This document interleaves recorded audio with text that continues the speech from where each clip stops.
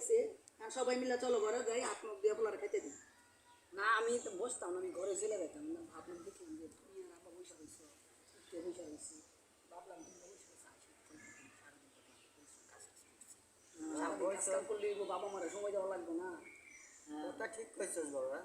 এখনকার যুগে ছেলেপেলেরা তো বাপ মা রে চিনেই না। তুই তো আমার জন্য আল্লাহর রহমতে অনেক কিছু করতেছিস। নিজে হাড় ভাঙ্গা পরিশ্রম কইরা আমাদের ওষুধপত্র, খাওয়ান দাওয়ান, ভরণ পোষণ, কাপড় চোপড় সবই দিতেছে। আল্লাহর রহমতে এই যুগে এরকম সন্তান পাওয়া এটা আসলে আমরা ভাগ্যেরই ব্যাপার। আমরা আল্লাহর কাছে দোয়া করি, আল্লাহ যথেষ্ট বড় হয়েছি, আমি কষ্ট পরিশ্রম কালে হ্যাঁ আল্লাহর কাছে দোয়া করি, আল্লাহ যেন এই সারা বছর আমরা বুড়া বুড়ি যে কয়দিন বাইসা আছি আল্লাহ যেন এইভাবেই আমাকে সুখে শান্তিতে সংসারটা রাখি। মৃত্যুবরণ করে। ঠিক আছে বাবা, অনেক হয়েছে, এবার চলেন আমি খাবার দিই, সবাই খাইতে আসবে। আচ্ছা বৌমা বা খাবার বলো চলো তাহলে চলো আমরা যাই হাত ঘরে ধরে যাই যাই, চলো হ্যাঁ। উঠো উঠো উঠো। চলেন চলেন চলেন।